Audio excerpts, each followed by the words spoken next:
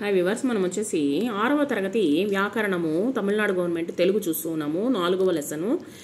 ఇక్కడ వచ్చేసి హల్లులు రకాలు, దాంట్లో వచ్చేసి వ్యాకరణం గురించి తెలుసుకోబోతున్నాము. ఉచ్చారణ విధానాన్ని బట్టి హల్లులను ఈ క్రింది విధంగా వర్గీకరించవచ్చు. అవి ఒకటి వచ్చేసి మహాప్రాణాలు అంటారు. మహాప్రాణాలు అంటే ఒత్తి పలికేటువంటి పదాలను ఏమంటారు, అక్షరాలను ఏమంటారు అంటే మహాప్రాణాలు అంటారు. ఒత్తి పలికే అక్షరాలను మహాప్రాణాక్షరాలు అంటారు. వీటిని వర్గయుక్కులు అని కూడా అంటారు. ఉదాహరణకు ఖ, ఘ, చ, జ, ట, డ, ద, ద, ప, బ.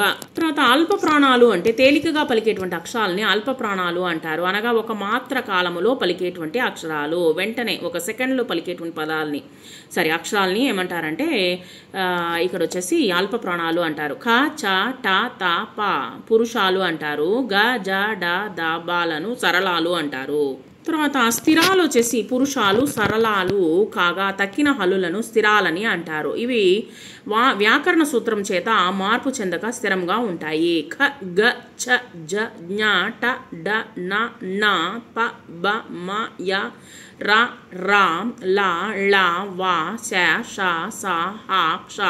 ద్విత్వాక్షరాలు వచ్చేసి ఒక హల్లుకు అదే హల్లు ఒత్తు చేరితే దాన్ని ద్విత్వాక్షరం అని అంటారు. అక్క, అన్న, అమ్మ, మాకి మావత్తు, నాకి నావత్తు, కాకి కావత్తు అంటే అదే అక్షరము ఒకే హల్లు అదే హల్లు ఒక హల్లుకు వచ్చేసి అదే హల్లుతో కూడినటువంటి ఒత్తుగాని కలిసినట్లయితే దాన్ని ద్విత్వాక్షరం అని అంటాం. సంయుక్తాక్షరాలు అంటే వేరువేరు హల్లుల కలయికను సంయుక్తాక్షరాలని అంటారు. రశ్మి, విద్య అంటే ఒక హల్లు ఉంటుంది. ఆ హల్లుకు వచ్చేసి వేరే హల్లుతో కూడినటువంటివి ఒత్తుగా వచ్చినట్లయితే దాన్ని సంయుక్తాక్షరము అని అంటారు.